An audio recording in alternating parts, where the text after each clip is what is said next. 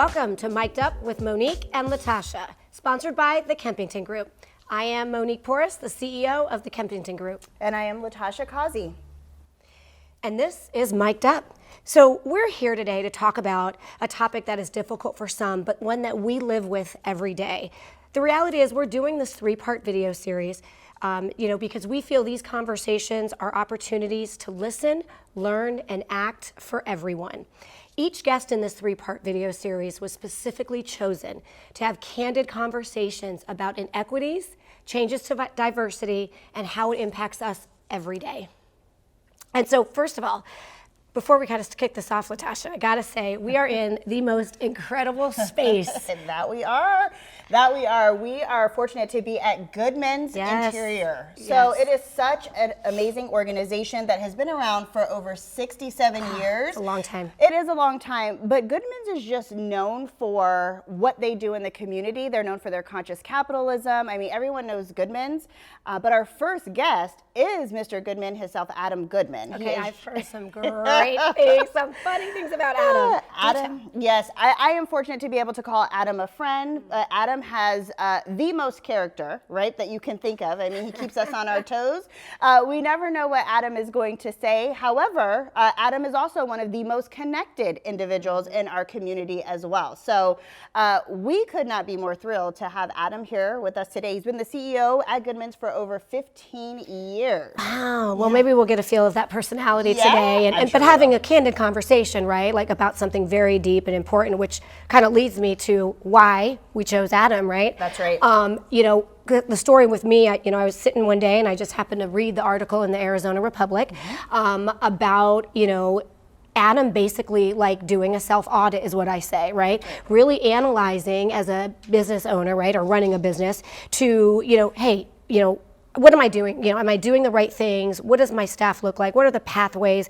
Do I have equities, right? Do I have proper diversity? And what are we doing for them? And so I was just totally blown away. I called you and I was like, Latasha, this article just blew me away. Yes, and the first thing I did when I seen this article, I made a text Adam. I was just so profoundly proud that he was vulnerable enough to do something like this. As I said, Adam being one of the most connected people in the community, he felt his obligation to speak up and speak out. And you have to think, he didn't know what was going to come out of this, right? Numbers don't lie. He put it out there and he wanted to talk about it. So, what a great person to have to kick us off. It will be interesting, right? Like since this article, because I believe it was in June, right? So since this article, what has he done since, right? And where does that lead him in moving forward, right? In the future. We're excited. Let's do this. Let's make it happen. Adam. Incredibly awkward. I know, right? I was here the whole time. I heard all of it. Oh, and shoot. Latasha, you know me well enough to know how much I enjoyed that whole thing, so thank you. Thank you. Awesome. Thank you, Adam, for being here with us today. We are, again, just so excited that not only are you here with us, but you're also hosting us at your location. This is a phenomenal place just to be in, and for a recording, it couldn't have been the perfect place. So thank you so much for the opportunity. Yeah. So we wanted, can you walk us through, just how this even started? Like what made you even look back at yourself and the organization to even go down this road? Well, honestly, I'm embarrassed to say, frankly, it starts with last summer and the murder of George Floyd. I'm not sure if inequities or police brutality existed before that day. I'm not sure about that, but it certainly came to, obviously it had, but I hadn't been moved so profoundly to do something, I suppose, until that moment. And so what we did is we put a Black Lives Matter square on our Facebook page, and then waited for the problem to get solved. We thought maybe that would take care of everything, but it turns out that wasn't sufficient. And so I guess you mentioned, Latasha, conscious capitalism. And so I'm a big believer that capitalism is the most powerful tool ever invented by humans to solve our biggest, thorniest, most complicated problems. And this is one of those. So I thought about it through that lens. How does capitalism, how can we use capitalism to address this? And so it turns out I am the CEO and owner of a company, right? I'm right in the middle of this thing. So it was only natural to take a look at myself and to see what role do I play in this whole thing.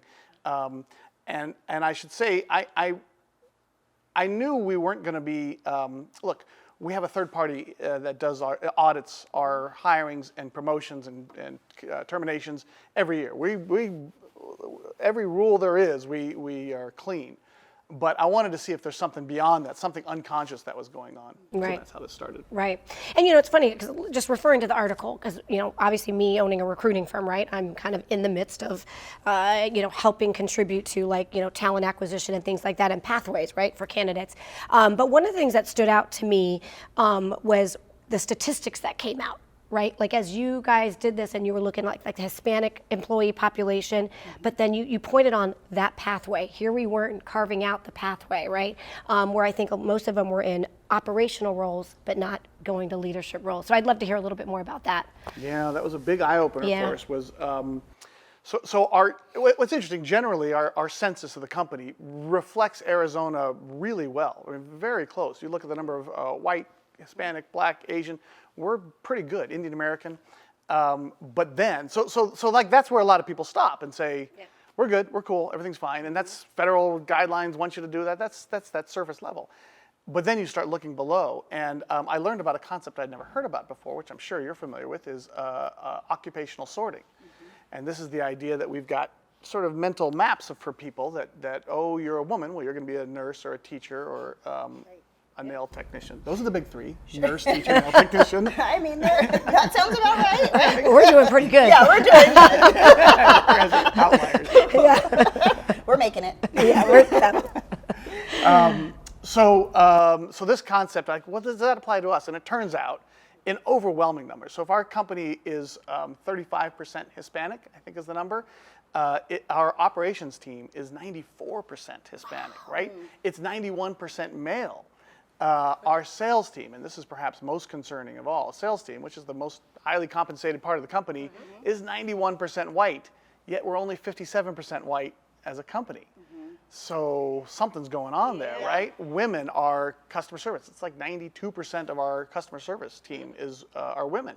There's something going on where we're like, oh, you go here, you go there, and then when you start looking at career paths, to your point, you see, I mean, people want to move up, but they're not moving over. They're just moving up, and they kind of plateau right there, and that's the end of the story. Sure. And so the big epiphany was how to unravel all that and look for new opportunities. Yeah, I find that really interesting. So there's two things that I want to unpack here. So one, you mentioned in the beginning, obviously, if George Floyd hadn't happened, which in the article you say, you're woke, right? And I know you personally, and right, that's how. That was a great tone. It was a great tone. But you mentioned as well, you put up a Black Lives Matter and just thought, okay, we're good. This should take care of it, right? We're good to go. Okay, but obviously you knew that wasn't the case. So talk to us a little bit about what the impact was of your employees. So, I mean, you were really vocal, very vulnerable. I mean, it's also to be vulnerable to put out a Black Lives Matter statement, because that's controversial in itself, right? I mean, if you will, right? If you will, it's pretty controversial in itself, but I think it's important. It's important to start having these conversations. So talk to us about the impact of not only the numbers and what the numbers look like, but what was that impact on your employees? Yeah, you're right. You framed it perfectly. I was definitely a little bit nervous about this, and I had talked to our senior leadership team and told them we were going to do this, and so they asked for advice of counsel. So a lawyer stepped in, and the lawyer, you won't be surprised to hear, thought this was a terrible idea, and rewrote the whole thing actually, and said, like, here's how you should say it. And I'm like, that's ridiculous. So we're not doing that. So now I didn't know exactly what risk he was worried about. Sure. I suppose a lawsuit of some sort. But as I mentioned, we're clean on all the laws, right? So this is about looking deeper than that. I think our employees were immensely proud that we were taking. In fact, I know they were. They were immensely proud that we were able to be so open and honest. And look, we're looking to be a leader for the rest of the business community. We're looking to challenge the rest of the business community to do this and take that hard look at themselves and to understand unconscious bias. We went through the Harvard implicit bias training as well, or the survey, and every single person on our leadership team had an implicit bias without fail. I mean, like, okay, so now we know. Let's talk about that and let's understand what that is. And it sparked, of course, a whole bunch of conversations all throughout the company. The one thing I knew I didn't want to do is hire a DEI person or get a committee together. I knew this had to be my responsibility. I had to lead this. Yeah. So you brought up a good point, because at the beginning of that, you just mentioned, with the lawyer, right? Like worrying about, lawsuits or that risk, right? Do you think there's other leaders that may be holding back because they're worried about risk, right? That's a very important thing to think about, maybe as to like, how do we get other business leaders or owners to do exactly what you did, right? Is there a fear? I don't know. I don't know what some of those things are, but you bringing up that risk to me was, that stood out, because maybe there are, So I would answer that this way. It depends on who you think your stakeholders of your business are. And so the prevailing paradigm in business right now is that the investors or shareholders of the business, that they own the company, and that's who we're here for. The purpose of the company is to make a return for those shareholders. And so if that's your mindset, that's the way you see things, well then taking any kind of risk like that seems like, oh my gosh, we might jeopardize the return by having a backlash or whatever it may be. What I would argue, though, is that that's not the only stakeholder in a company. And in fact, your customers are a stakeholder, and your employees are stakeholders, and the community at large is a stakeholder. And so the responsibility of business is about thinking through all those stakeholders and what your responsibilities are to those different audiences. And clearly, the community at large, you can't find many bigger problems than what we're talking about here, about inequities, right? And so if you see it through that lens, well, suddenly, of course you're going to do an analysis like this, because that's the responsible thing to do. I have a commitment I've got to make to the community at large. Yeah. Well, certainly hope anyone listening to this or watching this will kind of have that same mindset. I think, right? That's the impact that it's going to take. Yeah. Absolutely. Yeah. So where do you go from here, Adam? Knowing what you know, what has happened since June in your organization, and where do you go from this point?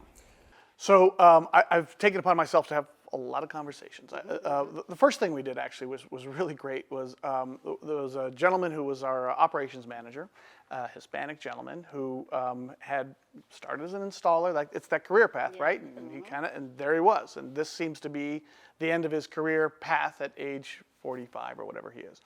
And I grabbed him and brought him onto our senior leadership team. And he's eminently qualified for it. He is by far the most effective leader we have in the company. If you're judging by terms of followership, he is so well respected, and he runs such a really terrific operation.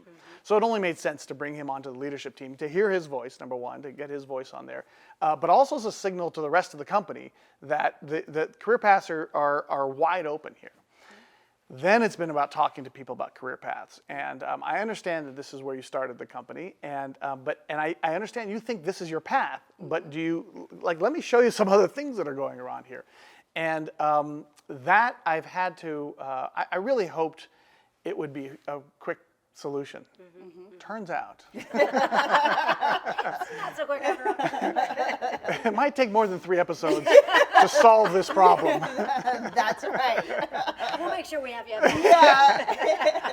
So it's a slow conversation, because what I suppose I hoped would happen was that I'd get a lot of people raise their hands and say, yes, thank you, we've been waiting for this moment. But turns out this bias is sort of in everybody, and their blinders are on too. I can't do that. So it's me talking to people about, you can do this, and we're going to support you with training programs and leadership programs and whatever resources we can put at you. If you think about, let's talk about a male Hispanic installer that works at Goodmans and has been here for 10 years, let's say, and is a top performer. He knows our industry as well as anybody. He understands it very, very well. So we just need to upskill him on the sales side, for example, or the design. He'd make a terrific designer because he understands the geometry of how things go together, and that's just a matter of skills and training. So we can do that. Sure. Wow. Yeah. You mentioned, I know, Yeah. mine's I like have so many questions. I do. One of the things you mentioned about what I love that you said is, I could easily hire like a DEI, right, leader, but this needs to come from me. From I guess, sustainability perspective, right? Because this is going to take a longer time, right? Is it where you at some point bring in that, the DEI sort of leader at all ever, or you want to keep it, it needs to always come from you? Yeah, I love that. It's my job to make it part of the culture. I love that. I think about it the same way I think about corporate social responsibility. And that's not at Goodman's a job position that's sort of in the marketing department somewhere. It's the culture of the company. It's in our DNA. And so my job is to get this idea of fairness and inclusion and equity baked into the DNA of the company. And that's when I'll rest on my laurels. Well, I love that. There is something that we cannot pass up talking about, which is the fact when you hear Adam Goodman in Arizona, everybody knows who I mean, Adam Goodman can be, it's just Adam Goodman, right? Yeah. You are one of the most connected people here in the God's sakes, Latasha. But you are one of the most connected people here in the community. And what we know in our Arizona community is that most CEOs or upper level individuals are men, and not only that, but they are white men. So talk to me about how do you talk to your peers? Maybe you are the man. You are Adam Goodman, right? And you are well respected. It was much better when you said that when I wasn't on right. So what do you do? What do you tell your friends? What do you tell your peers about their responsibility and all of that? There's been a lot of interest. I'm gratified to say. I've gotten a lot of great interest. Tell me more. A lot of these kind of conversations, frankly, from these middle-aged white men, mostly balding. You are not. I'm not. No, I got a fabulous head of hair, actually. But these people aren't. And but anyway, they've been super interested, and it's been a lot of tell me more.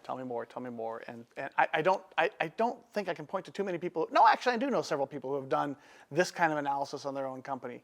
Come to think of it, it's starting. The flywheel is starting. It's going to take time. Yeah, absolutely. Time, just patience. Yes, but it starts somewhere. You are doing it. Appreciate that. Yes, we appreciate you. So as we wrap up here, you had so many nuggets there that you dropped. The biggest thing is that it's your responsibility. So we could not be more proud of you as a leader in this community. So not just Goodmans and the people that you employ, but what you do for the broader community. I know it's uncomfortable for you to be known as Adam Goodman, but the reality is that you are a leader within our community, and it takes individuals like yourself to be woke, to speak up to the Arizona Republic and others to talk about this. And also, you mentioning that it is your job to make diversity, equity, and inclusion as a part of your culture. I don't think either of us could have said that better. Exactly. Exactly. So we certainly appreciate you and appreciate what you're doing as a leader. And please, keep your voice going. Don't ever stop. I'm working on another op-ed. I got another one coming. Good. It's along the same lines. Yes. I'm doing the research right now. One thing I always say is don't ever stop the conversations, right? Don't ever stop putting it out there. I see another inequity that isn't talked about, and so that will be in stay tuned to your local newspaper. Well, that is exciting. And what can you give as we wrap up this this segment? To everyone watching, right? Everyone that's watching this, it's a diverse group. Speaking of diversity, it's, young, older, it will be professionals, it will be, business owners, leaders, to just an everyday person, just watching. What can you give that diverse audience any nuggets to walk away with, or them to walk away with as we wrap this up? I think I'll repeat myself. It's this idea that the purpose of a business is to make a return for the owners is it's an old paradigm. Capitalism is moving in a different direction, and the businesses out there have to figure this out if they want to continue to attract talent. Right? That's going to be the problem. Is talent's going to go to where they see capitalism moving to honoring other stakeholders besides owners. And when the talent pool starts to dry up, that's when. Right? Yeah, I know this all too well. Do you hear now? Do you have candidates coming to you saying, "I only want to go to either a purpose-based company or somebody who's"? Oh yeah. Right.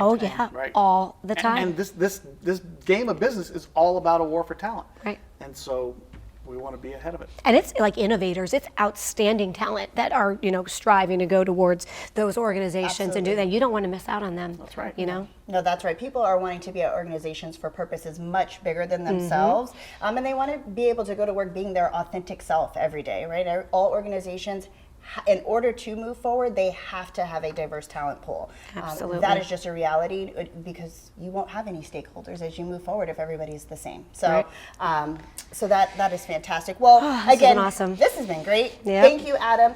Thank you to all of you who joined us for Monique and Latasha's Mic'd Up. We are so glad to have been here at Goodmans. Thank you to Adam Goodman. Thank you you to Goodmans Furniture for hosting us today. And we will see you on the next Mic'd Up with Monique and Latasha. He's over here laughing.